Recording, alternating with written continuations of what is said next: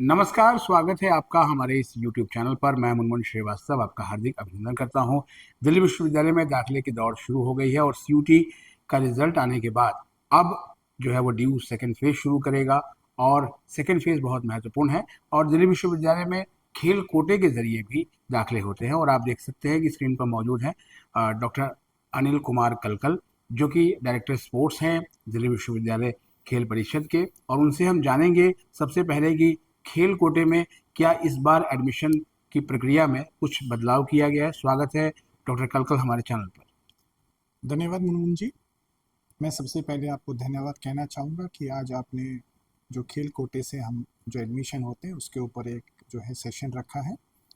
जो sports quota जो Delhi university का है वो उन सभी जो कैंडिडेट्स को एक मौका देता है जो स्पोर्ट्स में स्कूल टाइम से ही अपने जो परफॉर्मेंस के बेसिस पे एडमिशन लेना चाहते हैं। जो स्पोर्ट्स कोटा है हमारा वो अप टू 5% है ECA स्पोर्ट्स दोनों को मिला के। और हमारे 28 जो गेम स्पोर्ट्स हैं जिनमें हम स्पोर्ट्स कोटा में एडमिशन करते हैं और 65 कॉलेज हैं, उसमें कुछ इंस्टीट्यूट्स भी हैं, कुछ हमारे जैसे जो हमारा स्कूल ऑफ जर्नलिज्म भी है, क्लस्टर इनोवेशन सेंटर भी है। तो ये कुल मिला के 65 जो हमारे कॉलेज इंस्टीट्यूट्स बनते हैं जिनके अंदर हम एडमिशन्स करते हैं। जहाँ तक सीटों की बात है, हम इन कॉलेजेस से सीटों जो सीट है वो हम कॉलेजेस से पूछते हैं कि वो किस खेल में और किस जो है खेल में जो एडमिशन करना चाहते हैं, और वो हम कंपाइल करके हमारी जो DU की एडमिशन का पोर्टल है उसके ऊपर हम आपके लिए अपलोड करते हैं। आप समय समय पर जो है DU पोर्टल को देखते रहें और आपको जो अपडेट्स हम स्पोर्ट्स के जो हैं वो जो अपलोड करते रहते हैं।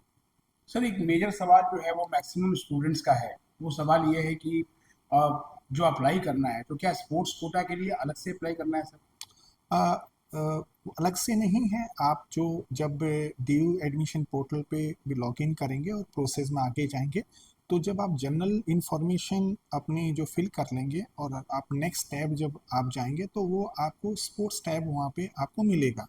तो स्पोर्ट्स टैब में जब आप जाएंगे वहाँ पे आपको सारे गेम्स डिस्प्ले होंगे और उसके अंदर आपसे जो डिटेल्स पूछा जाएगा तो आप अपनी डिटेल्स उसके अंदर आप भर सकते हैं कि आपने किस लेवल पे आपने पार्टिसिपेशन किया है। उसमें हम आपसे 3 सर्टिफिकेट्स अपलोड करने के लिए जो है वो गुजारिश करते हैं।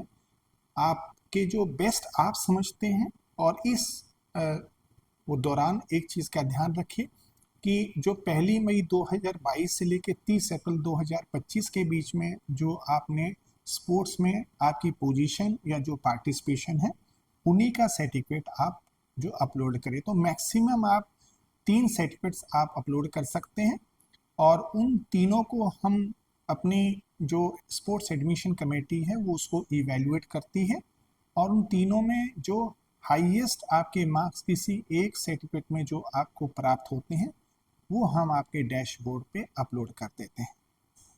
तो सर, एक स्टूडेंट ने पूछा है कि वो क्रिकेट भी खेलता है, वो बास्केटबॉल भी खेलता है और वो बैडमिंटन भी खेलता है। जी। तीनों में उसके पास जो है वो अच्छे लेवल पे पार्टिसिपेशन सर्टिफिकेट है। तो वो कैसे सर, ये क्या हर सब्जेक्ट के अलग अलग करेगा, हर गेम की? वो जब स्पोर्ट्स टैब में जाएगा तो पहले एक गेम के लिए अप्लाई करेगा। जैसे ही उसको कंप्लीट करता है तो उसको नीचे पूछा जाता है कि क्या आप दूसरे स्पोर्ट्स या गेम में अप्लाई करना चाहते हैं। आप जैसे ही यस करेंगे तो दोबारा से वो टैब खुल जाएगा। फिर आप सेकंड गेम में अपने जो 3 सर्टिफिकेट्स हैं वो आप अपलोड कर सकते हैं। फिर उसके बाद आपसे एक बार दोबारा पूछा जाएगा कि क्या आप और किसी गेम स्पोर्ट्स में अप्लाई करना चाहते हैं, तो फिर आपको ओपन होगा तो आप 3 स्पोर्ट्स में आप जो है अप्लाई कर सकते हैं। तीनों के आप सर्टिफिकेट्स अपलोड कर सकते हैं। आपने जो अपलोड किया है वो तीनों गेम्स के जो सर्टिफिकेट्स हैं वो स्पोर्ट्स एडमिशन कमेटी अलग अलग इवेल्युएट करेगी। जिस भी गेम में आप एलिजिबल होंगे, एलिजिबिलिटी का जो क्राइटेरिया है वो हमने अपलोड किया हुआ है। आपके 20 से लेकर 200 के बीच में जो नंबर आएंगे उनकी स्पोर्ट्स ट्रायल होती है। तो जिस भी आपके स्पोर्ट्स इवेल्युएशन 20 से ज़्यादा और 200 तक वो नंबर होंगे उन सब में आप स्पोर्ट्स ट्रायल के लिए एलिजिबल हो जाएंगे। अब अच्छा। जहाँ तक ट्रायल की बात है, अगर आप तीनों में अगर आप तीनों में एलिजिबल होते हैं। तो जो हमारी ट्रायल्स होती हैं वो एक दिन में नहीं होती, वो डिफरेंट डिफरेंट डेज में होती हैं। नॉर्मली हम ये कोशिश करते हैं कि जो कनेक्टिव गेम्स हैं, जैसे फुटबॉल के साथ एथलेटिक्स भी हो सकता है, फुटबॉल के साथ बेसबॉल हो सकता है, तो उनकी ट्रायल्स हम डिफरेंट डेज में रखते हैं। और कोई भी ट्रायल लगभग जो गेम्स की जो बड़े गेम होते हैं वो एक दिन में ख़त्म नहीं होती, एक दिन से ज़्यादा चलती है, 2 दिन भी चलती है, 3 दिन भी चलती है। और हम एक जो कैंडिडेट को एक ये भी जो विंडो देते हैं कि अगर वो एक से ज़्यादा गेम में है, और अगर एक ये भी होता है कि सेम डे उसकी ट्रायल है, तो हम उसको दोनों गेम में अकोमोडेट करते हैं। हम कन्वीनर को ये जो है फ्रीडम देते हैं कि वो उस बच्चे का उस दिन अगर एक दिन की ट्रायल है तो वो उसके टाइम को अकोमोडेट करे और उसको एडजस्ट करे। अच्छा सर, जैसे सर्टिफिकेट के मार्क्स भी हैं, ट्रायल के मार्क्स भी हैं और सीयूटी का स्कोर भी है, वेटेज है, तो अगर मान लिया कि जितने बच्चों ने अप्लाई किया है जी स्पोर्ट्स कोटा के, जी। तो सभी को ट्रायल के लिए बुलाया जाता है सर, या फिर उसका कहीं ना कहीं जो है वो छटनी की जाती है? आप जैसे ही अपने जो है फॉर्म को जो है वे सबमिट करेंगे, उसके बाद वो सर्टिफिकेट जो है वो इवेलुएट होते हैं। इवेलुएट होने के बाद इन जो है आपके जो 25% जो है, अगर हम 100% अगर टोटल लेते हैं तो 25% आपकी जो हम CSM बनाते हैं उसको कहते हैं कंबाइंड स्पोर्ट्स मेरिट, जिसके बेसिस पे हम कॉलेज और कोर्स जो है प्रोग्राम अलॉट करते हैं। 25% जो मार्क्स हैं आपके वो हम CUT के लेते हैं। तो आपने जो भी आपके मार्क्स आए हैं CUT में उसका 25% हम लेते हैं। 25% जो है आपका जो सर्टिफिकेट इवेल्युएटेड हुआ है, हाईएस्ट मार्क्स हैं उसके हम लेते हैं। और 50% जो होते हैं वो आपके स्पोर्ट्स ट्रायल के मार्क्स हैं। तीनों को हम मिला के जो है आपकी जो है CSM जो है भी जनरेट होती है, जिसको कंबाइंड स्पोर्ट्स मेरिट हम कहते हैं। और उसके बेसिस पे, और हर गेम की अलग अलग कंबाइंड स्पोर्ट्स मेरिट होती है, और उसके बेसिस पे हम कॉलेज और प्रोग्राम अलॉट करते हैं। ऐसे ही सर कुछ सवाल है कि कितने नंबर पे सर एडमिशन हो सकता है स्पोर्ट्स कोटा के लिए? स्पोर्ट्स कोटा के जो एडमिशन होने के लिए पहले तो आपको तीनों पैरामीटर्स को कंप्लीट करना पड़ेगा। जहाँ तक CUT की बात है वो CUT आप दे चुके हैं। आप जब आप अपने जो है जो एप्लीकेशन फॉर्म को भी सबमिट करेंगे, तो इवैल्यूएशन में आपके जो है 20 या 20 से ज़्यादा नंबर आने चाहिए आपके स्पोर्ट्स सर्टिफिकेट में, तब आप स्पोर्ट्स ट्रायल के लिए एलिजिबल हो पाओगे। अगर आप स्पोर्ट्स ट्रायल के लिए एलिजिबल हो गए तो वहाँ 400 मार्क्स की आपकी स्पोर्ट्स ट्रायल होती है, उसमें आपके 200 या 200 से ज़्यादा नंबर आने चाहिए। 200 या 200 से कम आते हैं तो आप आगे की प्रोसेस के लिए एलिजिबल नहीं होते हो। अच्छा सर, जो ये स्पोर्ट्स कोटा के जरिए जो सीटें होती हैं, वो दिल्ली विश्वविद्यालय जैसे कहता है कि 71,624 सीटें उसके पास, वो ये उससे अलग होती है या ये भी सर उसमें शामिल है? ये जो सीटें होती हैं over and above the sanction strength है, तो जो भी सेंसन स्ट्रेंथ कॉलेज की है उससे ये अलग हैं। ये कोटा जो है सुपर न्यूमरी कोटा है। जितनी भी सीटें जो कॉलेज देते हैं नॉट मोर देन 5% है।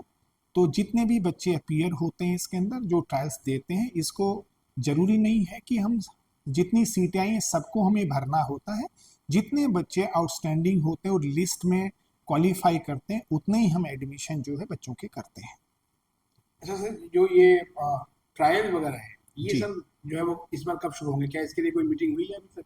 जो स्पोर्ट्स ट्रायल हैं वो हम जो है, क्योंकि इसका जो अलग अलग प्रोसेस है, पहले तो आप जब आपका जो है एप्लीकेशन फॉर्म सबमिट हो जाएगा, जो आपने सर्टिफिकेट्स अपलोड किए हैं उनका इवैल्यूएशन होगा। इवैल्यूएशन होने के बाद जो मार्क्स आपके आएंगे वो हम आपके डैशबोर्ड पे अपलोड करेंगे। अपलोड होने के बाद आपको एक विंडो मिलेगी 2 से 3 दिन की, कि जो मार्क्स आपको मिले हैं अगर आपको उससे कोई रिड्रेसल ग्रीवेंस है तो आप उसमें हम एक ईमेल आईडी आपको जो है आपके डैशबोर्ड पे डिस्प्ले करेंगे। वो उस ईमेल आईडी पे आप अपनी ग्रीवेंस को जो है भेज सकते हैं। जो हमारी जो अंडर ग्रेजुएट की स्पोर्ट्स रिड्रेसल ग्रीवेंस कमेटी है वो उसको टेकअप करेगी और आपको जो है रिप्लाई करेगी। अगर आपके मार्क्स जो हैं एनहेंस होते हैं तो आपके डैशबोर्ड पे जो अपडेट कर दिए जाएंगे, और अगर नहीं है आपकी जो ग्रीवेंस को जो है वो कमेटी जो है उसको देखेगी और रिड्रेस करने की कोशिश करेगी उसको। और बच्चों का सवाल है सर कि ट्रायल में जनरली जो एक्सपर्ट आते हैं वो क्या देखने की कोशिश करते हैं? जो एक्सपर्ट आते हैं हमारे पास जो हमारे जो गेम उनको हमने 3 कैटेगरी में डिवाइड किया हुआ है। एक है टीम गेम्स, एक डुअल एंड कॉम्बैट जो स्पोर्ट्स, और एक इंडिविजुअल स्पोर्ट्स है। इंडिविजुअल स्पोर्ट्स में वही गेम है जिसके अंदर आप इंडिविजुअली जो है वो पार्टिसिपेट करते हैं। बैडमिंटन है आपका, आपके जूडो हैं ये। तो उसमें क्या है, जो आप परफॉर्म करते हैं तो आपका जो कंपटीशन होता है आपके ओपोनेंट से होता है।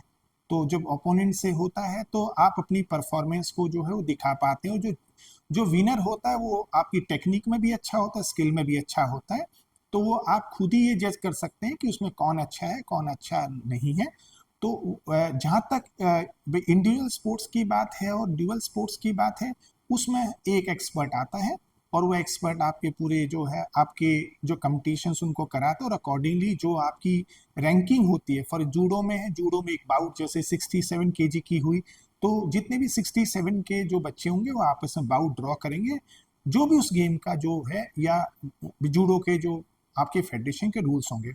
अब मैं टीम गेम जो है आपके गेम्स के आता हूँ। टीम गेम्स फुटबॉल है, वॉलीबॉल, जो बॉल गेम्स है, इसमें 3 एक्सपर्ट आपको अलग अलग इवेल्युएट करते हैं, अलग अलग आपको मार्किंग करते हैं, और उन तीनों की जो मार्किंग्स होती है उसको यूनिवर्सिटी जो है फर्दर प्रोसेस में लेके, और आपकी एक जो है उसमें जो मार्क्स जो है वो आपके जनरेट होते हैं, और फिर आपकी जो है वो कंबाइंड स्पोर्ट्स मेरिट जनरेट होती है। एक सर बड़ा कॉमन सवाल है कि स्टूडेंट ने अप्लाई किया है, उसका जनरल कैटेगरी में नंबर आ जाता है, स्पोर्ट्स कोटा में भी जी, नंबर आ जाता है, तो जी। फिर वो कैसे एडमिशन लेगा सर?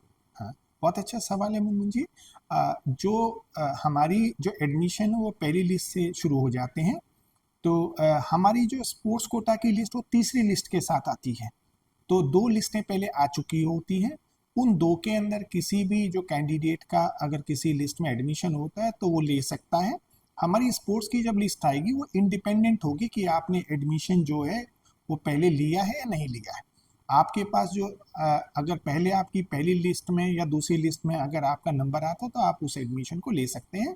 हमारी जो स्पोर्ट्स लिस्ट आएगी तो उसमें आपको ये जो ऑफर मिलेगा कि जो कॉलेज आपको मिला है वो आपका उसमें आपकी ट्रायल्स के जो मार्क्स हैं या आपको जो CSM जो आपका जनरेट हुआ उससे आपका अपग्रेड हो सकता है। आपका अपग्रेड होता है तो आप स्पोर्ट्स कोटा का अवेल करेंगे तो आपकी जनरल की जो सीट है वो आप फोरफीट कर जाएंगे। अच्छा, कोई एक ही सीट आप हाँ, रिजर्व एक कर। ही रख पाएंगे आप। और एक सवाल सर और भी है कि मान लिया किसी बच्चे ने स्पोर्ट्स कोटा के जरिए एडमिशन लिया है, तो क्या उस स्पोर्ट्स में पार्टिसिपेट करना ज़रूरी है कॉलेज लेवल पे? हाँ, क्योंकि आपने जो स्पोर्ट्स कोटा अवेल किया है, स्पोर्ट्स कोटा जो है, जो भी कैंडिडेट जो है स्पोर्ट्स कोटा अवेल करता है उसको एक अंडरटेकिंग देनी पड़ती है एडमिशन के टाइम कि मैंने स्पोर्ट्स कोटा में एडमिशन लिया है और मेरी जितनी भी ईयर्स की पढ़ाई होगी, चाहे वो 1 साल की है, 2 साल की, 3 साल की, 4 साल की है, उस दौरान वो कॉलेज को भी रिप्रेजेंट करेगा। जो स्पोर्ट्स एक्टिविटीज़ की जो भी कॉलेज में एक्टिविटीज़ होंगी या टीम का जो सिलेक्शन होगा या प्रैक्टिस होंगी उसमें पूरा जो है वो पार्टिसिपेट करना पड़ेगा। और अगर वो कॉलेज के लिए, यूनिवर्सिटी के लिए सिलेक्ट होता है तो उसे विश्वविद्यालय की तरफ से, कॉलेज की तरफ से उसको पार्टिसिपेट करना पड़ेगा। ये अंडरटेकिंग आपके एडमिशन के टाइम आपको कॉलेज को देनी पड़ेगी। एक सवाल सर जो है वो, और जनरल परसेप्शन भी है कि ECA और स्पोर्ट्स कोटा से एडमिशन जो है वो DU में बैकडोर एंट्री का रास्ता है, आप क्या समझते हैं? बहुत ट्रांसपेरेंट प्रोसेस है हमारी। आप घर बैठ के फॉर्म फिल कर सकते हैं, उस प्रोसेस को जो है सबमिट कर सकते हैं। इस पूरे प्रोसेस में आपको सिर्फ पोस्ट ट्रायल के लिए जो है दिल्ली यूनिवर्सिटी विजिट करना पड़ता है 1 दिन के लिए। अगर वो आपका गेम जो है जिसमें पार्टिसिपेशन ज़्यादा है वो 1 से ज़्यादा दिन भी चल सकता है आपका। तो आपको सिर्फ फिजिकल जो आपका आना होगा वो सिर्फ पोस्ट ट्रायल के लिए है। वंस आपकी पोस्ट ट्रायल ख़त्म हो जाती है आगे का प्रोसेस पूरा का पूरा ऑनलाइन है। तो जहाँ तक स्पोर्ट्स की बात है वो बिल्कुल ट्रांसपेरेंट है। आपके CUT के मार्क्स आप जो जानते हैं, आपके सेटवेट के मार्क्स हमने क्राइटेरिया जो है ऑलरेडी डिस्प्ले किया हुआ है। स्पोर्ट्स ट्रायल आपकी जहाँ जो है इंडिविजुअल स्पोर्ट्स की वो है, वो आपके परफॉर्मेंस पे बेसिस पे है। टीम स्पोर्ट्स की बात है वो 3 आपके इवेल्युएशन अलग अलग से करते हैं। तो ये बहुत ही ट्रांसपेरेंट, बहुत ही स्मूथ प्रोसेस है। और हर एक प्रोसेस जो है पहले पूरी होती है तब वो दूसरी प्रोसेस आपकी चालू होती है। बहुत बहुत धन्यवाद डॉक्टर फलकल, हमें समय देने के लिए और प्रवेशार्थियों को इतनी महत्वपूर्ण जानकारी देने के लिए। कुछ और सवालों के साथ हम फिर हाजिर होंगे। धन्यवाद मीनू जी।